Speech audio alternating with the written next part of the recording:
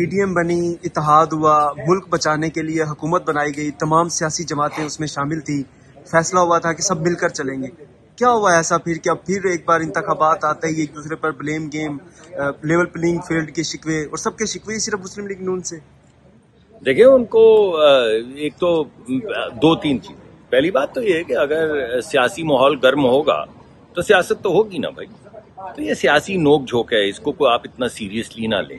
جب لوگ سیاست کے میدان میں اترتے ہیں تو لوگ اس طرح کی نوک جھوک بھی کرتے ہیں. اچھا یہ ہو کہ اس نوک جھوک کے ساتھ وہ جو غریب لوگ جن کا کہیں ذکر نہیں ہو رہا ان کا بھی ذکر ساتھ چلے. یعنی ہر پارٹی جو ہے جب اپنی پالیسی لے کر سامنے آئے تو نہ صرف اس میں نوک جھوک کا عمل ہو بلکہ اس میں عملی طور پہ یہ طریقہ کار وضع کیا جائے کہ غریب کی غربت کیسے دور کرنی ہے، جو بچہ نکل رہا ہے اسکول سے یا کالج سے اس کو نوکری کیسے دینی ہے، ملک میں معاشی ترقی کیسے کرنی ہے.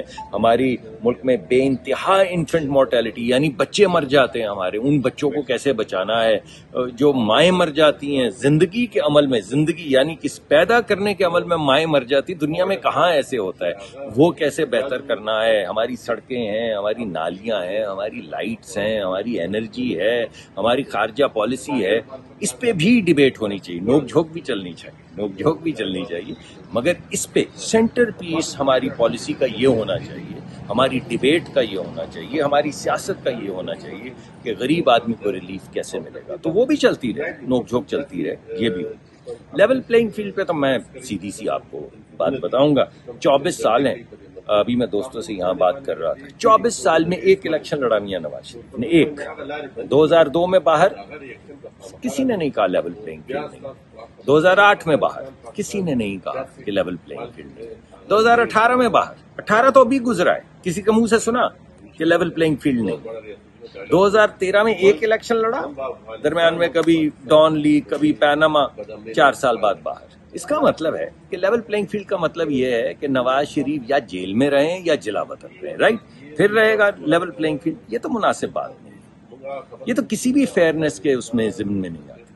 اور اگر کسی بھی ہمارے دوست کو یہ ان کے گمان میں ہے کہ میاں محمد نواز شریف اس وقت چیف الیکشن کمشنر ہے تو ان کو چاہیے کہ ذرا جا کے چیک کر لیں. یا اس وقت قائم مقام وزیر اعظم ہے تو ان کو چاہیے جا کے ذرا چیک کر لیں. یا صدر پاکستان ہے جنہوں نے الیکشن کی اناؤنسمنٹ کرنی تھی تو ان کو چاہیے جا کے چیک کر لیں. مختلف نام ہے، میاں نواز شریف کا نام نہیں ہے. تو اگر صدر پاکستان اپنی ذمہ داری نہیں نبھاتے، اگر چیف الیکشن کمشنر تاریخ کو آگے پیچھے کرتے ہیں، یا اگر قائم مقام حکومت فیسیلیٹیٹ کرنے میں آپ کو یا کوئی اسکیمز کے ذریعے اپنی کوئی اسکیمز کو چلا رہے ہیں، تو بھائی اس میں پی ایم ایل این کا کیا ہاتھ ہے؟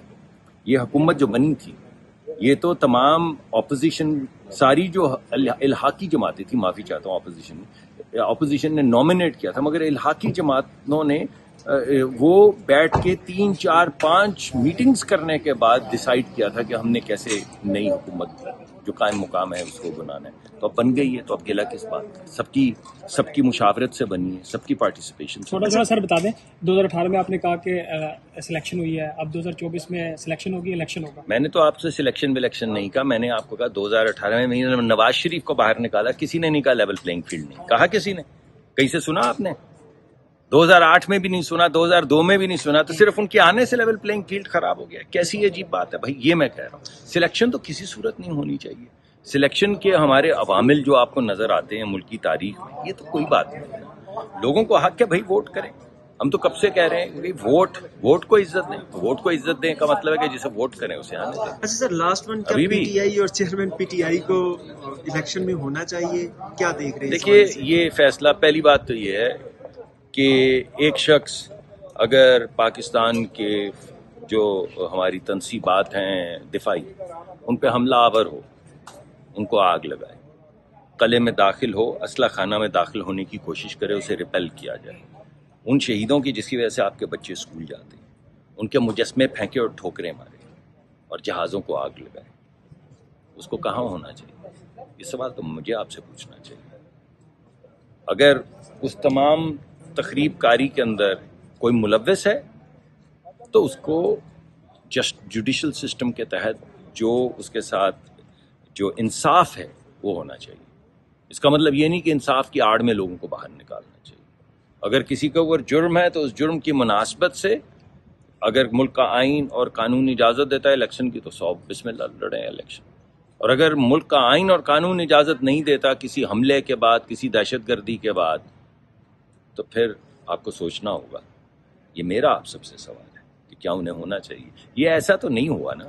یہ 9 مئی آپ نے دیکھا، یہ 9 مئی یہ تو نہیں تھا کہ آپ کے بیٹے کی ایک کمپنی تھی، اپنے بیٹے کی کمپنی میں آپ بورڈ پہ تھے، تنخواہ لے سکتے تھے. اگرچہ ہم مانتے ہیں کہ نہیں لی، لیکن لے تو سکتے تھے، تو ساری زندگی کے لیے ڈسکوالیفائڈ. یہ تو بات نہیں ہو رہی.